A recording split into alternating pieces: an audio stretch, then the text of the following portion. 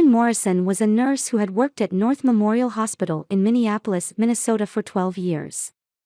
In a season when the hospital's busyness overlapped with the harshness of winter, she felt a small comfort in her life. Her remarriage 2 years ago was supposed to put an end to her lonely struggle as a single mother. She stood in her kitchen, preparing breakfast while looking at the clock. It was almost 7 o'clock. "Oliver, time to get up," she called upstairs. There was no response. Her mornings had been like this lately. Her son Oliver was 6 years old. He used to be an energetic child who would jump out of bed first thing in the morning and run around the hallway. His laughter would echo throughout the house, serving as a secret remedy that healed Erin's tired heart. However, he had changed over the past few months. He smiled less, spent more time shut in his room. He stopped talking about what happened at school and made fewer play dates with friends. Erin knocked on Oliver's bedroom door and gently opened it. "Good morning, my little hero," she said. Oliver was curled up in bed. "Are you awake? You'll be late for school." "I don't want to go," Oliver answered in a hoarse voice. "My ear hurts." Erin placed her hand on her son's forehead, but there was no fever. This was the third day in a row. Complaining of ear pain, wanting to stay home from school. As a nurse, she didn't dismiss a child's complaints of illness. But she was puzzled by the lack of obvious symptoms. "Let's go to school today. If you really start feeling bad, tell your teacher, and I'll come pick you up right away," she promised, gently waking Oliver up. Downstairs, her husband Jason Hunt was already in his suit, reading the newspaper. He was a successful lawyer who had captivated Erin with his dignified demeanor and intellectual charm. After her failed marriage with her ex-husband David, Jason's stability and reliability were like sunshine after a storm. "Good morning," Jason smiled, raising his coffee cup. "It's a court day today. I'll probably be late." Erin nodded and prepared Oliver's breakfast. "Oliver is saying his ear hurts again," Jason replied without looking up from his newspaper. "Again? It's probably just an excuse. He just doesn't want to go to school. But it's been going on for 3 days now." "You're coddling him too much," Jason folded his newspaper and stood up. "Children sometimes lie. That's reality." Erin was about to argue, but was interrupted by the sound of Oliver coming down the stairs. His little footsteps seemed heavier than before. When he entered the kitchen, he first gave Jason a small glance, then walked over to Erin. "Good morning, champ," Jason called out. Oliver quietly returned a "good morning," but didn't make eye contact. The child who used to jump on Jason and shout, "Papa," was now keeping his distance. Erin had noticed the change but told herself it was part of the process of getting used to a new father. During breakfast, Erin explained about her night shift tonight. "Mom will be at the hospital tonight, honey. You'll be fine with Jason, Papa." Oliver just stirred his cereal without eating much. "Can I stay up until you come home?" he asked in a small voice. "No, sweetie, your growing body needs plenty of sleep," Erin said. "But tomorrow morning, when Mom gets home, we'll make a special breakfast together." Jason looked at his watch and stood up. "I've got to go. Tonight, Champ and I will enjoy some man-to-man time." "Right, Oliver." Oliver just nodded silently. After Jason left, Erin helped Oliver get ready for school. In the car, she thought about the changes in her son. After her divorce from her ex-husband David, Oliver had struggled to adjust for a while. David's alcohol dependency and erratic child support payments had brought great instability to their lives. Her remarriage to Jason was supposed to bring them stability and security. Financially, they were certainly stable. Jason's income as a lawyer provided them with a comfortable life. He volunteered to take care of Oliver when Erin had night shifts. On the surface, he seemed like the perfect stepfather. But something was different. While driving, Erin looked at Oliver in the rearview mirror. He was staring out the window, touching his ear with his small fingers. A mother's intuition whispered to her, Something was changing her son. And she needed to find the cause. When they arrived at school, Oliver reluctantly got out. "Mom, will you pick me up?" he asked. "Of course," Erin smiled. "I'm working part-time today, so I'll be waiting at the main gate at 3 o'clock. Oliver seemed a little relieved and gave Erin a goodbye kiss. Watching him walk toward the school building, anxiety spread through Erin's chest. She would do anything to protect her son. That was a mother's vow. But what if the enemy she needed to protect him from was inside her own home? That thought was a fear she didn't want to acknowledge. She pushed it away and started the car. Erin sat beside the bed, placing a cold towel on her son's forehead. Oliver grimaced in pain, once again pressing his small hand against his right ear. "How bad is the pain?" Erin gently asked. "Really bad," Oliver answered with tearful eyes. "Something's throbbing inside." This had been going on for a week now. At first, she thought it was just a cold and gave him over-the-counter children's pain medication, but the symptoms seemed to be getting worse rather than better. The pain intensified especially at night, and it seemed to worsen on evenings when Jason was home. "I'll take you to the doctor tomorrow," Erin promised. "Rest today." Jason appeared at the bedroom door. "Missing school again?" His voice was tinged with irritation. "He might just be pretending." "He's really not feeling well," Erin quietly argued. "He doesn't have a fever, but he's clearly in pain." "He only appears to be in pain," Jason folded his arms. "When I was a child, I never missed school unless there was a really serious reason." Erin stood up and led Jason into the hallway. "He's not acting," she said in a low voice. "Something's wrong. He's changed." "So what?" Jason frowned. "Children sometimes behave strangely. Listen to me. If you take him to the doctor, they'll just tell you again that nothing's wrong. It's a waste of time and money." Erin was about to respond when she heard a small cry from Oliver's room. She rushed back to find him burying his face in his pillow, trembling. "It's okay, Mommy's here," she hugged her son gently. That night, Erin checked on Oliver's room several times. At one point, he seemed to be asleep, but in the middle of the night, she was awakened by an agonizing cry. When she rushed to his room, Oliver was writhing on the bed. "My ear hurts. Help me." Erin decided to take her son to the emergency pediatric clinic. As she was putting on Oliver's shoes, Jason came out of the bedroom. "Where are you going?" he asked with sleepy eyes. "To the emergency clinic. His pain is severe." Jason shook his head. "You're joking. It's 3 a.m. Can't it wait until tomorrow?" "No, it can't," Erin answered firmly. "He's suffering." "You're overprotecting him," Jason said. "He needs to toughen up. Life is full of pain." Ignoring Jason, Erin took Oliver to the car. After the examination at the clinic, the doctor suggested the possibility of an ear infection and prescribed antibiotics. "This should help, but if it doesn't improve, I'll refer you to a specialist," the doctor said. However, even after starting the medication, Oliver's condition didn't improve. Then a call came from the school. "Oliver can't concentrate in class. He doesn't seem to be listening to the teacher," the principal said. In between her hospital shifts, Erin took Oliver to see Dr. Walker, a pediatric ear specialist. In the waiting room, Oliver anxiously held his mother's hand. "Don't tell Jason, Papa," he whispered. "Don't tell him what?" Erin wondered. Before Oliver could answer, a nurse called his name.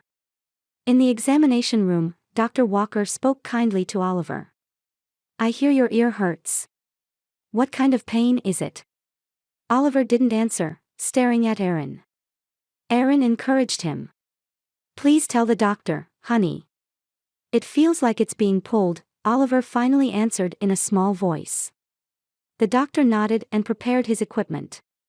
"Can you show me?" "It won't hurt, I promise." Oliver was trembling but agreed. When Dr. Walker looked into his ear, his expression changed. He frowned and carefully looked again. Can you wait a moment, Oliver? I'll ask the nurse to come in, and I'll be right back, the doctor said and left the room. A few minutes later, he returned with a monitor. Aaron, could you come over here please? Mother, please look at this right away, the doctor said in a quiet but tense voice. Aaron looked at the monitor. It showed the inside of her son's ear. As a nurse, she had seen many injuries, but she gasped.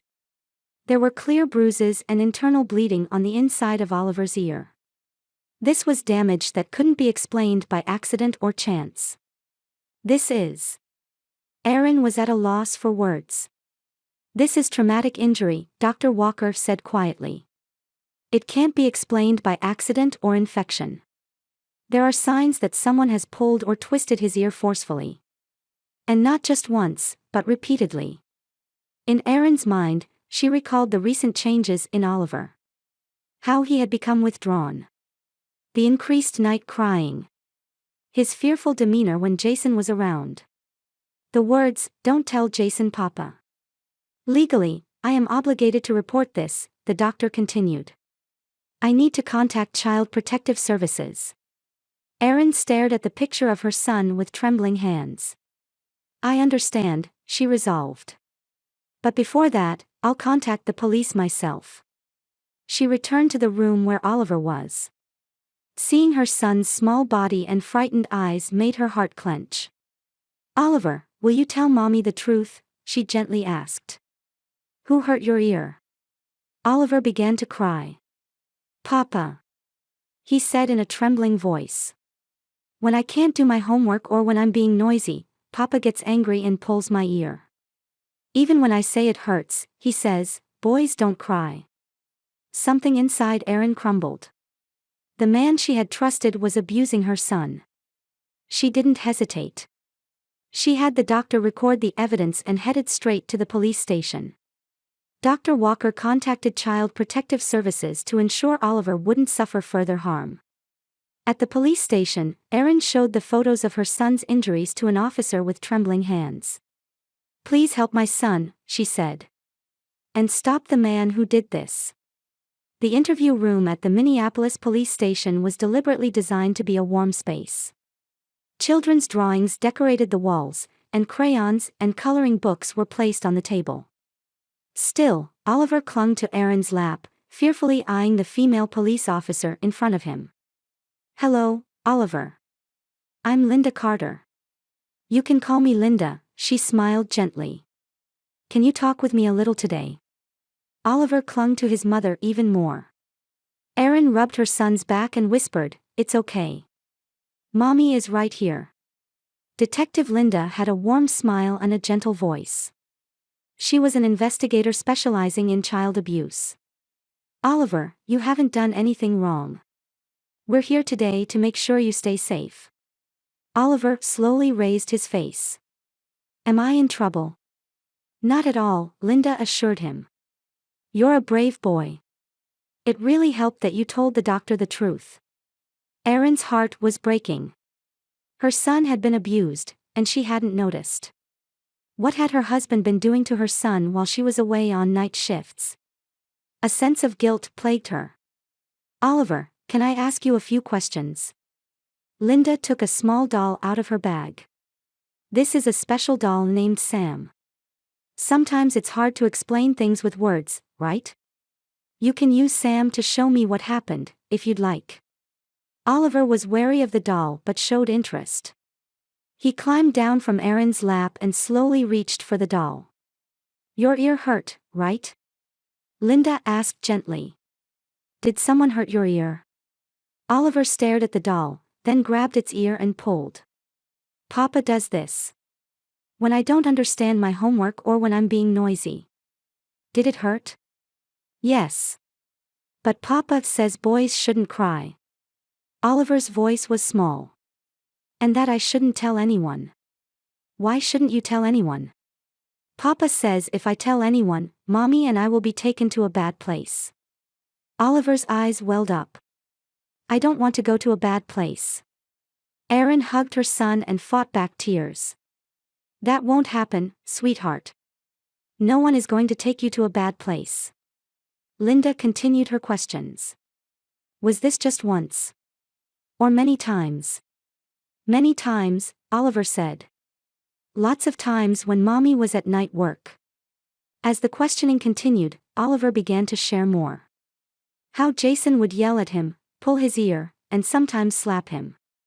It all happened when Aaron was absent for night shifts. And Jason had sworn Oliver to secrecy. When the interview was over, Linda guided Aaron to a separate room. Your son is very brave. His testimony is clear and consistent, she said. Let's talk about the next steps. Aaron nodded with tired eyes. I want to protect him. What should I do? First, we'll apply for a temporary protection order. Hunt won't be able to approach you or your son, Linda explained. And we'll conduct a home investigation to gather evidence while he's away. He's at work now, Aaron said. He won't be back until evening. Linda nodded. Then let's act now. I'll visit your home with a social worker from Child Protective Services. When the police vehicle carrying Aaron and her son arrived at her house, Rebecca Simmons from Child Protective Services was already waiting. Would you join us in investigating the inside of your home? Rebecca asked. They began examining the house. The first thing they noticed was the orderly state of the living room. Jason is strict about keeping things tidy, Aaron explained. Is he a perfectionist? Linda asked. Yes. He likes everything to be exactly as he wants it. They examined Oliver's room. On the surface, it was a normal 6-year-old's room, but Linda frowned when she opened the closet door and looked inside. What's this? Aaron peered in and gasped. There were several small scratch marks on the inside of the closet. As if Oliver had been locked in and tried to get out. Oliver, can you tell us about this? Rebecca gently asked. Oliver fearfully answered. Papa sometimes locks me in. He says, think about what you've done. As the investigation continued, Linda took notes and photographs. Then she suggested, Ms. Hart, you and your son should stay elsewhere tonight. Do you have friends or relatives you can stay with? Aaron thought of her best friend Kate. Yes, I do, but... She hesitated. I want to find out what Jason has been doing. Whether he really... She swallowed her words. Part of her still hoped this was all some kind of mistake. In that case, I suggest setting up hidden cameras, Linda said. We'll install surveillance cameras through legal procedures. But only on the condition that you and your son stay in a safe place. Aaron agreed. She called Kate and explained the situation. Her always reliable friend immediately said she would welcome them. The next day, Aaron called Jason. I got an unexpected night shift, she lied. Kate offered to watch Oliver, but he wants to sleep in his own bed. Could you look after him for the night? Of course, Jason answered. I'm always happy to take care of my son. The phrase, my son, pierced Aaron's heart. That night, Aaron sat in Kate's living room, watching monitors with Linda and Rebecca. The police had installed small cameras in her living room and child's bedroom. This is all legally sanctioned procedure, Linda explained. It can be used as evidence. The first hour was peaceful. Jason and Oliver ate pizza and watched TV. But when homework time came around, the atmosphere changed. Finish your math homework, Jason's voice came through the monitor. But I don't understand, Oliver's voice was small and frightened. I've explained it to you many times. Jason's voice was suddenly filled with anger. Pay attention here. Through the monitor, they watched as Jason grabbed Oliver by the shoulders. When Oliver flinched, Jason grabbed his right ear and pulled it hard. Ouch! Stop! Oliver cried out. Be quiet. Boys don't cry. Jason shouted. Don't you understand this? Such a simple problem. Are you stupid? Aaron covered her mouth with trembling hands. Rebecca placed a hand on her shoulder and whispered, You're doing the right thing. On the screen, Jason looked at Oliver's answers and shouted, "They're all wrong," tearing up the paper. When Oliver began to cry, Jason slapped his cheek. "I told you not to cry." Linda picked up the phone and instructed, "Send an intervention team immediately." "Wait," Aaron said. "He'll hurt Oliver." "I'm going." "It's dangerous," Linda warned. "The intervention team will arrive in minutes." "Minutes is too long," Aaron stood up. "I can't wait any longer to save my son." Kate grabbed her car keys. "I'll drive you." As they got into the car, police backup was headed to her house. Erin's heart was full of fear and anger. She was prepared to do anything to protect her son. There was no time to blame herself for her poor judgment. When they arrived at the house, several police vehicles were already parked. As Erin rushed to the entrance, officers were escorting Jason away. "Erin, what's going on?" Jason asked with a surprised face. "Why are the police here?" Ignoring him, Erin hurried inside. Oliver was being held by a female officer, trembling. "Mommy," he cried, reaching out to Erin. Erin embraced her son, tears streaming down her face. "It's okay now, my brave boy. No one will hurt you anymore." She kissed her son's ear and whispered, "I'm sorry I didn't realize sooner." And she resolved that from now on, she would overcome any difficulty to protect her son. The road ahead might be rough, but she had powerful allies in truth and justice. And above all, she was sustained by the unwavering power of a mother's love. At the bail hearing in the Minnesota District Court, Erin gripped a glass of water with trembling hands. Sitting on a wooden bench, next to her was attorney Sarah Goldman, dispatched from Child Protective Services, organizing documents. As the court announced its opening, Jason entered through the side door, accompanied by a uniformed security officer. Erin looked away. Jason in his gray prison uniform seemed like a completely different person from the confident lawyer she had known. Still, the flash of anger in his eyes when he glanced at her sent a cold fear down her spine. The judge eyed Jason sternly from beneath his black robe. "Defendant Jason Hunt, you are charged with child abuse. Bail is set at $200,000. Jason's lawyer immediately stood up. "Objection, Your Honor. The defendant is deeply rooted in the community and poses no flight risk. We request a reduction in bail." The prosecution also argued. "The defendant is a lawyer and might tamper with evidence. We also request a restraining order against the victim and the victim's mother." The judge nodded briefly. Bail remains at $200,000. Additionally, the defendant is ordered to stay at least 500 feet away from Erin Hart and Oliver Morrison. As she left the courtroom, Erin encountered an elderly couple in the hallway. They were Jason's parents. They stared at her with accusing eyes. "You've ruined our son," Jason's mother said harshly. "It's all your fault for spoiling Oliver too much." Before Erin could respond, Sarah intervened. "Please refrain from further contact. By court order, you cannot approach my client." That afternoon, Erin took Oliver to see Margaret Chen, a child psychologist. In a room surrounded by brightly colored walls, Oliver was reluctant to speak. "Oliver, this is a safe place," Margaret said gently. "What you say here won't go outside unless you say it's okay. Is Papa coming back?" Oliver finally asked in a small voice. "No, he's not coming back." Erin held her son's hand. "The judge said so. You're safe now." Oliver nodded slowly. "Papa said he got angry because I was a bad boy." Margaret shook her head calmly. "Oliver, you're not a bad boy. It's never your fault when an adult hurts you." Hearing those words, Oliver's eyes filled with tears. Erin couldn't hold back her tears either. A few days later, prosecutor Michael Reed called Erin. "We've received a settlement offer from Hunt's lawyer. He's seeking a suspended sentence in exchange for pleading guilty to a relatively minor charge." "That's unacceptable," Erin replied firmly. "My son still suffers from nightmares. He trembles just from touching his ear." I want the truth to come out. A trial will be a long and difficult process, Michael warned. Oliver may need to take the stand. We have evidence, Aaron said.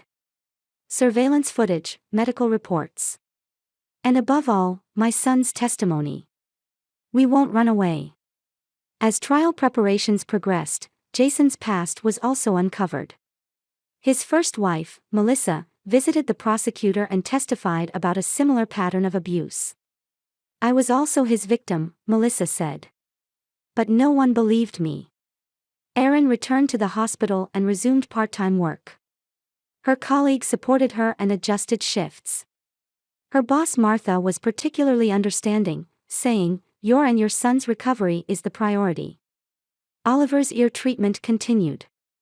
The physical wounds were healing, but Aaron understood that the emotional wounds would take more time to recover. On the day of the trial, the courtroom was tense. Jason claimed innocence, arguing that Oliver was an imaginative child and that mere discipline had been misunderstood. However, when the surveillance footage was played in court, the jurors' expressions clearly changed. The sight of Jason pulling Oliver's ear and slapping him completely collapsed his claims. Even more devastating was Melissa's testimony. He was a perfectionist with a strong desire to control. It started with small criticisms and eventually escalated to physical violence. I couldn't tell anyone and blamed myself. On the day of sentencing, the judge looked sternly at Jason. Defendant Jason Hunt, the jury has found you guilty on all counts. This court sentences you to 3 years of actual imprisonment and participation in a violence management program after release. Aaron exhaled deeply. Justice had been served, but it was just a new beginning. Her and her son's journey of recovery was still ongoing. As she left the courtroom, Melissa approached her. "You're brave," she said. "You did what I couldn't do. You protected your son." Aaron smiled. "We still have a long way to go. But for now, I can feel a little peace knowing that Oliver is safe." That night, Aaron sat beside Oliver's bed, watching him sleep. Looking at her small son's peaceful sleeping face, she renewed her determination. She would protect him, heal his wounds, and together they would build a new beginning. Believing that there is light beyond the darkness. A year later, the park in Minneapolis was adorned with cherry blossoms. Aaron sat on a bench, watching Oliver play on the playground equipment. Now 7 years old, he was running up the slide, laughing with friends. That smile reminded her of the Oliver from before. An active child, full of curiosity, fearless. "How was the ice cream?" Aaron asked as her son came running up. "Awesome," Oliver answered with a beaming smile. There was a small chocolate mark on his forehead. Aaron smiled as she wiped it off. Their new life had begun in a small apartment. The divorce was finalized quickly, and Aaron supported their life with her nurse's salary. Oliver's adjustment to the new school was difficult at first, but thanks to understanding teachers and professional support, he gradually came out of his shell. "I finished the drawing to show to Mr. Sam tomorrow," Oliver said. Sam Wilson was his psychological counselor who helped Oliver's inner healing through art therapy. "That's wonderful," Aaron stroked his hair. "Mom is always moved by your drawings." Around the same time, Jason Hunt was experiencing his second spring behind bars at the state prison. He was participating in an anger management program, but his attitude showed no true remorse. Rather, he continued to justify his actions and was playing the model prisoner in hopes of early release. The guards saw through his manipulative character behind his superficial cooperation, but as long as there were no problems with his behavior, his treatment wouldn't change within the system. Every Tuesday night, Aaron held classes at the local medical center. Titled Early Signs of Child Abuse, this class shared what she had learned from her own experience with medical professionals. "Sometimes, the most obvious signs are overlooked," she said. "Especially when the abuser holds a socially respected position." Her classes received high praise, and requests began coming in from other hospitals. A sense of mission born from tragedy was giving her new strength. One night, after Oliver had gone to bed, Aaron paused in front of his room. She opened the door slightly and peered at his sleeping face. He rarely woke up from nightmares anymore. He could sleep in a safe place and dream with expectations for tomorrow. Aaron returned to the living room and sat by the window. As the city lights reflected in the night sky, she looked back on the past. Those days of pain and fear. But at the same time, she had found the courage to move forward. She listened to her son's voice, trusted her intuition, and pursued the truth. By doing so, she saved her son and saved herself. Tomorrow, they would face a new day. There would be challenges, but even more hope. Erin took a deep breath and vowed in her heart. She would always listen to her son's voice and continue to protect his safety and happiness. That was her mission as a mother and the unwavering proof of her love. As the moonlight illuminated her face, Erin smiled. The wounds were healing. And their story would continue as a story of hope and recovery, not fear.